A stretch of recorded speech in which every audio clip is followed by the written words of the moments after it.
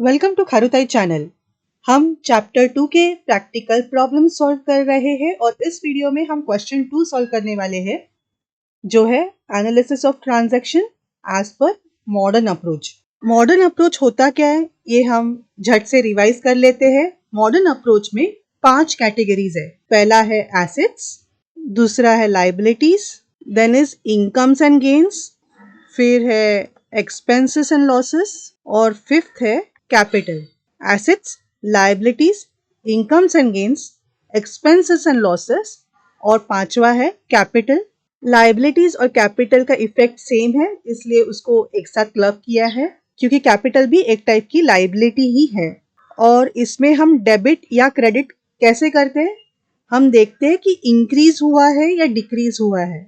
जैसे एसेट्स अगर इंक्रीज हुए तो उसको हम डेबिट करते हैं, और अगर लायबिलिटीज इंक्रीज हुए तो उसको क्रेडिट करते हैं। और इसका उल्टा, जब एसेट्स डिक्रीज होते हैं तब हम उसको क्रेडिट करते हैं, और लायबिलिटीज डिक्रीज होते हैं तब हम उसको डेबिट करते हैं। और इनकम एंड एक्सपेंसेस में क्या करते हैं, इनकम्स एंड गेन्स जब इंक्रीज होते हैं तब हम उसको क्रेडिट करते हैं, और एक्सपेंसेस एंड लॉसेस को हम इंक्रीज होते हैं तब डेबिट करते हैं।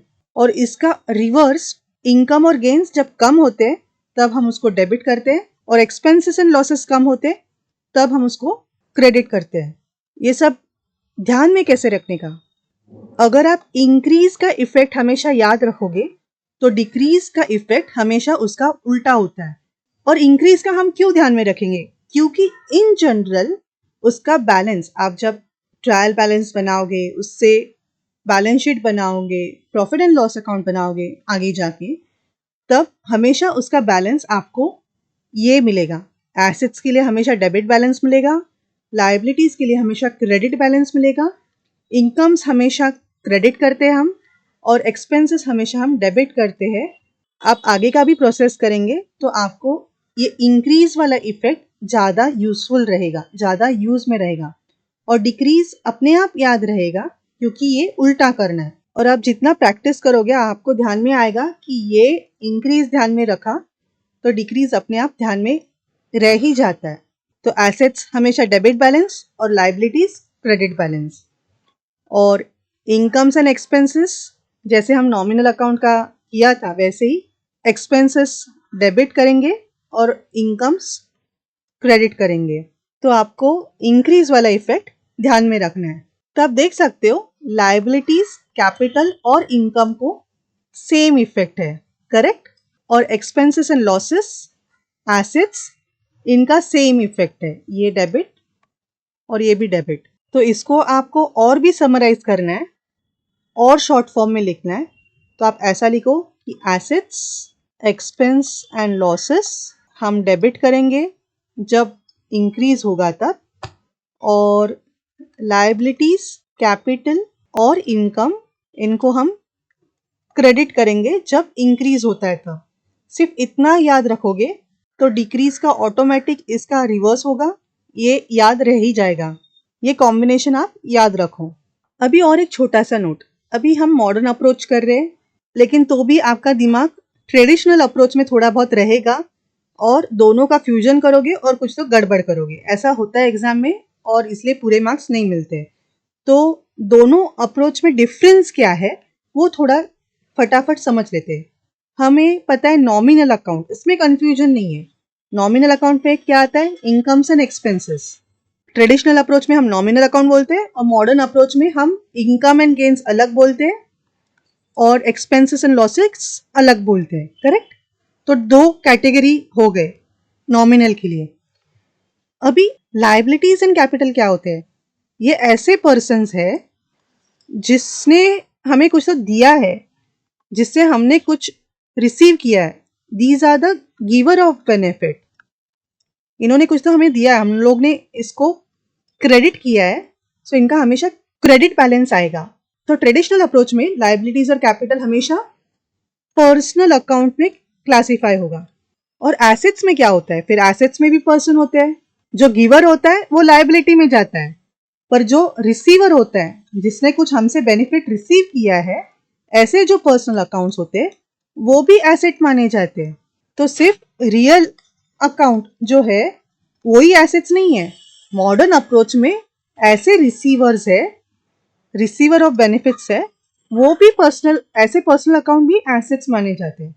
तो जो अपना गाड़ी है, बंगला है, पैसा है, ये सब जो है real assets, tangible and intangible assets, capital assets, ये तो यहाँ पे आने ही वाले हैं, वो तो एसेट्स है ही। इसके अलावा जो सन्ड्री डेटर्स होते हैं या बैंक में जो बैलेंस होता है, बैंक को हम पैसे देते हैं ना, तो bank is receiver of benefit. तो ट्रेडिशनल अकाउंट का सम सॉल्व कर रहे हैं, तो बैंक क्या होने वाला है, सन्ड्री डेटर्स क्या होने वाले हैं, पर्सनल अकाउंट होने वाले हैं। और जब मॉडर्न अप्रोच में आप सम सॉल्व कर रहे हो, ये जो भी रिसीवेबल्स है, जिससे भी कुछ आना बाकी है, ऐसा कुछ अकाउंट्स है, तो वो सारे रिसीवर्स एसेट्स होंगे, और गिवर्स है, जो भी पेएबल्स है, वो सारे लाइबिलिटीज बनेंगे। Okay, so with this revision and summary, let's solve the problem. Practical problem, prepare chart showing analysis of following transaction in a tabular form according to modern approach। modern approach से हमें solve करना है, और जैसे last time का format है वैसे ही है, analysis of transaction by applying rules of debit and credit, modern approach से सॉल्व कर रहे हैं। और यहाँ पे भी वैसे ही कॉलम्स है, पहले हम लोग को 2 एस्पेक्ट्स आइडेंटिफाई करने हैं हर ट्रांजैक्शंस के, फिर उसमें कौन से अकाउंट्स इन्वॉल्व होते हैं वो आइडेंटिफाई करने हैं, उस हिसाब से कौन सी कैटेगरी है। अभी मॉडर्न अप्रोच में 5 कैटेगरीज है, ट्रेडिशनल अप्रोच में 3 क्लासिफिकेशन थे, पर्सनल, रियल और नॉमिनल। मॉडर्न अप्रोच में 5 कैटेगरीज है, इनकम्स, एक्सपेंसेस, एसेट्स, लायबिलिटीज और कैपिटल अकाउंट। तो वो हमें कैटेगरी आइडेंटिफाई करनी है और उसके हिसाब से रूल्स हमें यहाँ पे लिखने। मॉडर्न अप्रोच में क्या रूल है, अगर इंक्रीज हो रहा है तो डेबिट है या क्रेडिट है, ऐसा रूल्स आइडेंटिफाई करना है, और उस हिसाब से उस अकाउंट को डेबिट करना है या क्रेडिट करना है, ये हमें यहाँ पे लिखना है। पिछले क्वेश्चन में, पिछले वीडियो में मैंने गलती से यहाँ पे अमाउंट्स लिखे, यहाँ पे अकाउंट्स के नाम लिखने हैं, करेक्ट? तो उतना मैंने रेक्टिफाई नहीं किया है, आप समझ लेना, वहाँ पे एग्जाम में अकाउंट का नाम लिखना है। Transaction 1, mister Meghraj started business with cash ₹30,000। अभी मिस्टर मेघराज स्टार्टेड बिजनेस मतलब इन्होंने कुछ कैश इंट्रोड्यूस किया है बिजनेस में, तो इसका इफेक्ट कहाँ पे जाता है, कैपिटल अकाउंट में जाता है। इन्होंने कैपिटल इंट्रोड्यूस किया है बिजनेस में, और कैपिटल क्या हो रहा है, इंक्रीज हो रहा है। इंक्रीज होता है तो हम उसको क्रेडिट करते हैं, और कैश उन्होंने बिजनेस में लाया है, और जब एसेट, कैश ये एसेट है और एसेट इंक्रीज हो रहा है, तो हम क्या करेंगे, कैश को डेबिट करेंगे, करेक्ट? तो एस्पेक्ट्स कैसे लिखेंगे, जैसे हम ट्रेडिशनल अप्रोच में लिख रहे थे, व्हाट कम्स इन, जो लैंग्वेज है एस्पेक्ट्स की वो ट्रेडिशनल अप्रोच से ही रहेगी। तो इसमें हम लिखेंगे कैसे, पहला डेबिट इफेक्ट लिखेंगे कैश के बारे में, कैश कम्स इन, और मेघराज इज द गिवर, उन्होंने बिजनेस को पैसे दिए ना, बिजनेस में पैसे डाले, ऐसे मेघराज इज द गिवर। तो फिर अकाउंट्स कौन से रहेंगे, कैश अकाउंट और कैपिटल अकाउंट। और कैश क्या है, एसेट है, और कैपिटल क्या है, कैपिटल ही है। कैटेगरी 5 है ना, एसेट, लायबिलिटी, इनकम, एक्सपेंस और कैपिटल। तो यहाँ पे कैपिटल ये 5वां कैटेगरी है, सेपरेट है। और रूल्स क्या लिखेंगे, यहाँ पे इंक्रीज इन एसेट और यहाँ पे इंक्रीज इन कैपिटल। तो अगर इंक्रीज इन एसेट का रूल है तो हम कैश को डेबिट करेंगे, यहाँ पे लिखेंगे कैश अकाउंट। पिछले सम में मैंने गलती से यहाँ पे अमाउंट लिखी है इंस्टेड ऑफ अकाउंट का नाम, समझ लेना, वहाँ पे अकाउंट्स के नाम यहीं पे होते हैं। और इंक्रीज इन कैपिटल के हिसाब से हम कैपिटल को क्रेडिट करेंगे। Okay, next transaction, deposited cash into bank of India ₹2000। अभी यहाँ पे कैश और बैंक ऑफ इंडिया ये 2 अकाउंट्स रहेंगे। कैश क्या हुआ है, डिपॉजिट किया है बैंक ऑफ इंडिया में, तो कैश बाहर जा रहा है। एस्पेक्ट्स आइडेंटिफाई करने के लिए हमें ट्रेडिशनल अप्रोच का ही लैंग्वेज यूज करना है। कैश गोज आउट, ये हमारा एक एस्पेक्ट हो गया। और बैंक ऑफ इंडिया क्या है, इज द रिसीवर, उन्होंने कैश रिसीव की ना, हमारे एसेट्स रिसीव किए, तो इज अ रिसीवर। और यहाँ पे हो क्या रहा है, दोनों एसेट्स है। मॉडर्न अप्रोच के हिसाब से दोनों भी एसेट्स है। कैश डिक्रीज हो रहा है और बैंक ऑफ इंडिया का बैलेंस बढ़ रहा है, तो ये इंक्रीज हो रहा है। तो जो इंक्रीज हो रहा है उसको हम डेबिट करेंगे, एसेट्स है इसलिए, और डिक्रीज हो रहा है इसको क्रेडिट करेंगे। लिखेंगे कैसे, पहले डेबिट का लिखेंगे, बैंक ऑफ इंडिया में एग्जाम में पूरा लिखना, bank of India is the receiver और कैश गोज आउट। अकाउंट कौन से बनेंगे, बैंक ऑफ इंडिया अकाउंट और कैश अकाउंट, और दोनों भी एसेट्स है। ट्रेडिशनल अप्रोच में क्या होता, ये बैंक ऑफ इंडिया पर्सनल होता और कैश ये रियल अकाउंट में जाता, पर ये मॉडर्न अप्रोच है, तो दोनों भी एसेट्स है। और रूल क्या लिखेंगे, यहाँ पे बैंक ऑफ इंडिया का बैलेंस बढ़ रहा है तो इंक्रीज इन एसेट, और कैश कम हो रहा है बिजनेस से, डिक्रीज इन एसेट। एसेट बढ़ता है तब हम एसेट्स को डेबिट करते हैं, तो बैंक ऑफ इंडिया को डेबिट करेंगे, और एसेट कम होता है तो हम एसेट को क्रेडिट करते हैं, तो कैश अकाउंट को हम क्रेडिट करेंगे। Next transaction, withdrew cash ₹1000 for personal use. अभी पर्सनल यूज के लिए ओनर ने कैश विड्रॉ किया है, तो यहाँ पे एक इफेक्ट, कैश कम हो रहा है ना बिजनेस से, कैश ये एसेट है, ये कम हो रहा है, डिक्रीज हो रहा है।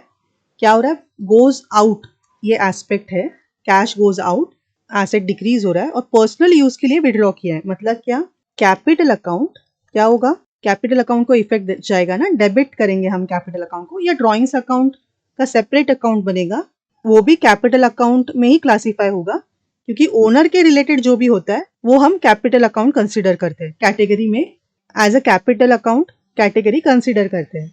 तो इसके लिए हम सेपरेट ड्रॉइंग्स अकाउंट भी बनाएंगे। तो क्लासीफाई कैसे करेंगे, क्लासीफाई कौन से कैटेगरी में करेंगे, कैपिटल अकाउंट में ही करेंगे। तो पर्सनल यूज के लिए हमें पता है ना, ओनर कौन है, मेघराज है, मेघराज इज रिसीवर।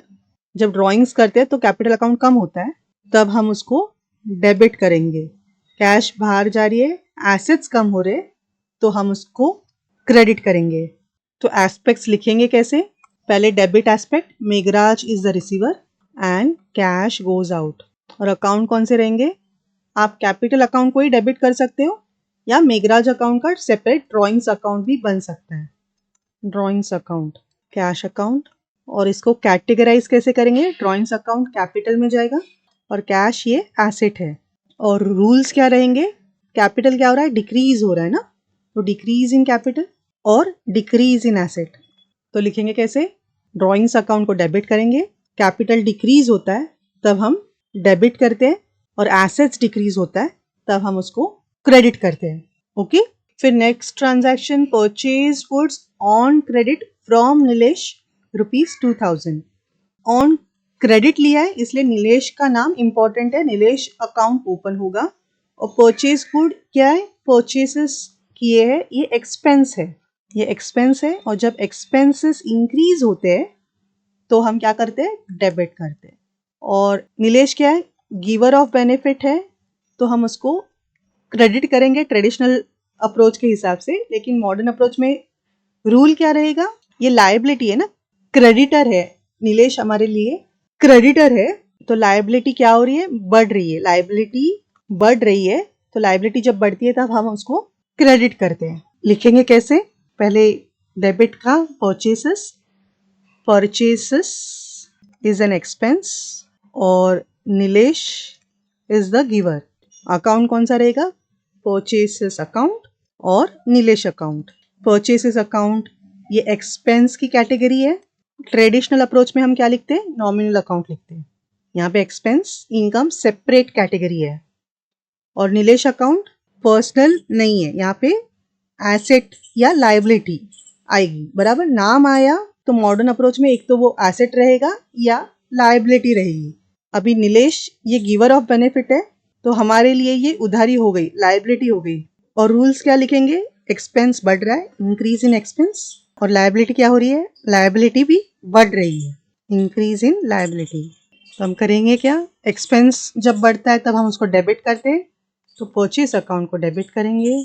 और जब लायबिलिटी बढ़ती है, इंक्रीज होती है, तब हम उस अकाउंट को, निवेश अकाउंट को क्रेडिट करते हैं। Okay, next transaction cash purchases. Purchases ये एक्सपेंस है, एक्सपेंस इंक्रीज हो रहा है तो हम उसको डेबिट करेंगे।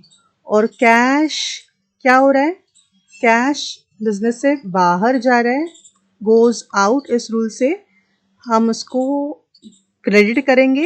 लेकिन यहाँ पे रूल क्या आएगा, डिक्रीज इन एसेट्स। तो डिक्रीज इन एसेट्स के हिसाब से हम उसको, एसेट्स जब इंक्रीज होते हैं तब हम डेबिट करते हैं, डिक्रीज होते हैं तब हम क्रेडिट करते हैं। लिखेंगे कैसे, purchase is an expense, purchase account expense, और इंक्रीज इन एक्सपेंस को हम डेबिट करते हैं, तो परचेस अकाउंट को हम डेबिट करेंगे। ओके, और सेकेंड एस्पेक्ट कौन सा है, कैश बाहर जा रहा है, कैश गोज आउट, इस रूल से हम कैश अकाउंट को, तो कैश ये एसेट है और एसेट क्या हो रहा है, कैश कम हो रही है ना, गोज आउट, तो decrease in asset. Asset increase होते हैं तो हम डेबिट करते हैं, यहाँ पे डिक्रीज हो रहा है तो हम उसको क्रेडिट करेंगे। Okay, next transaction paid wages. Wages ये एक्सपेंस है और पे कैसे किया होगा, बैंक के डिटेल्स नहीं है तो वी विल अज्यूम कैश से पेमेंट किया हुआ है। तो कैश क्या हो रहा है, बाहर जा रहा है बिजनेस से, यानी कैश गोज आउट, ये अपना एस्पेक्ट हो गया। और कैश ये एसेट है, एसेट कम हो रहा है तो हम क्या करते हैं, एसेट का हमेशा डेबिट बैलेंस होता है और एसेट कम हो रहा है तो हम उसको क्रेडिट करेंगे। और वेजेस क्या है, एक्सपेंस है, एक्सपेंस जब इंक्रीज होता है तब हम उसको डेबिट करते हैं, एक्सपेंसेस को हमेशा डेबिट करते हैं।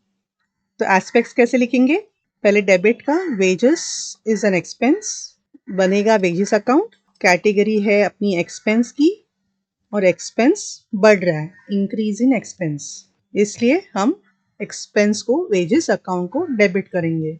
और दूसरा एस्पेक्ट क्या है, cash, cash goes out, cash account बनेगा, यहाँ पे भी अकाउंट, कैश ये एसेट है और एसेट क्या हो रहा है, कम हो रहा है, बाहर जा रहा है ना बिजनेस से, डिक्रीज इन एसेट क्या है, कैश है, और जब एसेट डिक्रीज होता है तब हम उसको क्रेडिट करेंगे। Okay, next purchase a chair for office use ₹3200। अब यहाँ पे कैसे परचेज किया है, कैश से या बैंक से, कुछ लिखा नहीं है, बैंक के डिटेल्स नहीं है, वी विल अज्यूम कैश में पेमेंट किया है। तो कैश बिजनेस से बाहर जा रहा है, कैश गोज आउट, ये एस्पेक्ट हो गया, कैश ये एसेट है और एसेट क्या हो रहा है, डिक्रीज हो रहा है। एसेट जब डिक्रीज होता है तब हम उसको क्रेडिट करते हैं, क्योंकि एसेट का जनरली बैलेंस डेबिट होता है तो उसका रिवर्स क्रेडिट करेंगे। और चेयर, चेयर क्या है, चेयर ये एसेट है, एसेट बिजनेस में आ रहा है और इससे एसेट इंक्रीज हो रहा है, तो इंक्रीज इन एसेट को हम क्या करते हैं, डेबिट करते हैं। तो एस्पेक्ट कैसे लिखेंगे, डेबिट पहले, chair comes in, chair account, और cash goes out, cash account, दोनों भी एसेट्स है, एक कम हो रहा है एक बढ़ रहा है, हम इंक्रीज इन एसेट्स को डेबिट करते हैं और डिक्रीज इन एसेट्स को क्रेडिट करते हैं, इसलिए हम चेयर अकाउंट को डेबिट करेंगे, कैश अकाउंट को क्रेडिट करेंगे। Next 8th transaction, sold goods to Mohan worth ₹1200। तो नाम आ गया, पेमेंट के डिटेल्स नहीं है तो ये क्रेडिट ट्रांजैक्शन है, मोहन को सेल किया है तो Mohan is the receiver of benefit, इसको गुड्स मिले ना उधारी पर, तो मोहन इज द रिसीवर, तो हमें मोहन से कुछ तो मिलना बाकी है, तो ये हमारे लिए एसेट होगा, रिसीवेबल है ना अभी, तो एसेट इंक्रीज हो रहा है तो हम उसको डेबिट करेंगे। और गुड्स क्या हो गए, सेल हो गए, सेल्स क्या होते हैं, सेल्स बिजनेस के लिए इनकम होता है, और इनकम क्या हो रही है, इंक्रीज हो रही है, तो हम इनकम्स को क्या करेंगे, क्रेडिट करेंगे, करेक्ट। तो इसको लिखेंगे कैसे, receiver, Mohan is the receiver, इसलिए मोहन का अकाउंट बनेगा, मोहन अकाउंट, और मोहन क्या है, एसेट है, क्योंकि वो उससे पैसे आने बाकी है। एसेट मतलब क्या, जिससे कुछ मिलना बाकी है, जिससे कुछ आना बाकी है, वो एसेट्स होते हैं, बराबर। तो इंक्रीज इन एसेट, इस रूल से हम मोहन को डेबिट करेंगे। और सेल्स को क्या करेंगे, sales is an income, sales का अकाउंट बनेगा, और ये कैटेगरी कौन सी होगी, इनकम। और इंक्रीज इन इनकम को हम क्या करते हैं, क्रेडिट करते हैं, इसलिए सेल्स को हम क्रेडिट करेंगे। Next, withdrew cash for office use ₹3000। अभी विड्रू कैश लिखा है, बैंक में से कुछ तो कैश निकाला होगा ऑफिस पर्पस के लिए, इसमें बैंक भी इन्वॉल्व है। इसका मतलब बैंक ने क्या किया है, पैसे दिए, तो बैंक बैलेंस कम होगी। बैंक ये एसेट है जिसके पास अपने पैसे पड़े हैं, हमें जब चाहिए तब हम उससे बैंक में से पैसे निकालते हैं, तो वो एसेट है और एसेट कम हो रही है क्योंकि वहाँ से कैश हमने निकाला। कैश ये भी एसेट है, हमारे हाथ में कैश आ गया।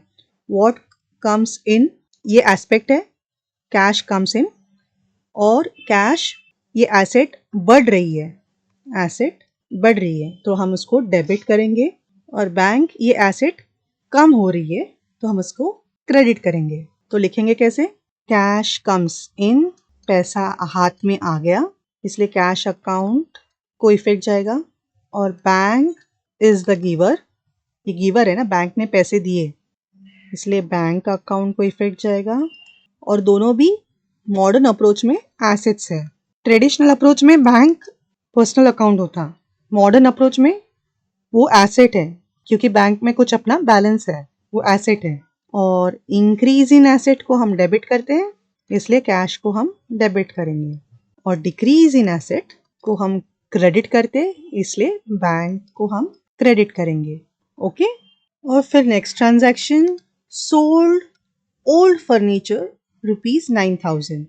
अभी ओल्ड फर्नीचर सेल करके हमें कुछ पैसा आया, कैसे आया, बैंक का डिटेल्स नहीं है तो वी विल अज्यूम कि हमें कैश मिला है। कैश कम्स इन, ये एस्पेक्ट हुआ, और कैश क्या हो रहा है, कैश एसेट है जो इंक्रीज हो रहा है जिसको हम डेबिट करेंगे। एसेट जब इंक्रीज होता है तब हम उसको डेबिट करते हैं। और फर्नीचर क्या है, फर्नीचर भी एक एसेट है जो डिक्रीज हो रहा है, डिक्रीज इन एसेट को हम क्रेडिट करते हैं। तो एस्पेक्ट्स लिखेंगे कैसे, एनालिसिस कैसे लिखेंगे, पहले डेबिट, कैश कम्स इन, और फर्नीचर गोज आउट। कैश के लिए कैश अकाउंट, फर्नीचर के लिए फर्नीचर अकाउंट, दोनों भी एसेट्स है। इंक्रीज इन एसेट को हम डेबिट करते हैं इसलिए कैश को हम डेबिट करेंगे। और डिक्रीज इन एसेट क्रेडिट करते हैं इसलिए हम फर्नीचर को क्रेडिट करेंगे। Okay. Next transaction, 11th received dividend of ₹1000। अब यहाँ पे डिविडेंड मिला, ये इनकम है। और इनकम कैसे मिला है, मिला तो है, कैसे मिला है, बैंक के डिटेल्स नहीं है, वी विल अज्यूम कि कैश से मिला है। कैश कम्स इन, ये अपना एस्पेक्ट हो गया, और income, dividend received is our income, ये भी रूल हो गया, एस्पेक्ट हो गया। इनकम ये कैटेगरी हो गई, और इंक्रीज इन इनकम को हम क्या करते हैं, क्रेडिट करते हैं। और कैश कम्स इन से क्या हो रहा है, एसेट बढ़ रहा है, जब एसेट बढ़ता है तब हम उसको क्या करते हैं, डेबिट करते हैं। ओके। तो हमारे एस्पेक्ट्स हम कैसे लिखेंगे, cash comes in and dividend received is an income. Cash को हम कैश अकाउंट में डालेंगे, डिविडेंड रिसीव्ड के लिए dividend received income, dividend received account. Cash ये एसेट है, एसेट इंक्रीज हो रहा है, इंक्रीज इन एसेट को हम डेबिट करते हैं, तो कैश अकाउंट को हम डेबिट करेंगे। और डिविडेंड रिसीव्ड अकाउंट ये इनकम है, इनकम इंक्रीज हो रहा है, इंक्रीज इन इनकम को हम क्रेडिट करते हैं, तो डिविडेंड रिसीव्ड अकाउंट को हम क्रेडिट करेंगे। ओके। और अपना last question, paid for printing bill book ₹200। तो प्रिंटिंग ये अपना एक्सपेंस है, एक्सपेंस बढ़ रहे हैं तो हम उसको डेबिट करेंगे। और कैसे पे किया है, डिटेल्स बैंक पे नहीं है तो हम अज्यूम करेंगे कि कैश से पेमेंट किया है। कैश गोज आउट ये अपना एस्पेक्ट हो गया, कैश ये एसेट है, एसेट क्या हो रहा है, क्या एसेट कम हो रहा है, एसेट बढ़ता है तब हम डेबिट करते हैं, कम होता है तब क्रेडिट करते हैं। तो एस्पेक्ट्स लिखेंगे कैसे, printing is an expense and cash goes out. Printing के लिए प्रिंटिंग अकाउंट और कैश अकाउंट। प्रिंटिंग ये एक्सपेंस है और एक्सपेंस जब बढ़ता है इंक्रीज इन एक्सपेंस, तब हम उसको डेबिट करते हैं। तो प्रिंटिंग अकाउंट को हम डेबिट करेंगे और कैश गोज आउट के लिए हम कैश अकाउंट बनाएंगे जो है एसेट। एसेट क्या हो रहा है? कम हो रहा है। डिक्रीज इन एसेट को हम क्रेडिट करेंगे कैश अकाउंट। ओके, तो ऐसे ट्रांजैक्शंस हमें एनालाइज करना है। जिस अप्रोच से आप कंफर्टेबल है उस हिसाब से करो, लेकिन फ्यूजन मत करो। और फ्यूजन किया तो आप डिफरेंसेस को ध्यान में रखो, स्पेशली बैंक अकाउंट में जहाँ पे आप मिस्टेक कर सकते हो। ओके, तो ये था अपना question 2 practical problem of chapter 2। अगले वीडियो में हम क्वेश्चन 3 सॉल्व करने वाले हैं जो है अकाउंटिंग इक्वेशन पर। तो मिलते हैं नेक्स्ट वीडियो में।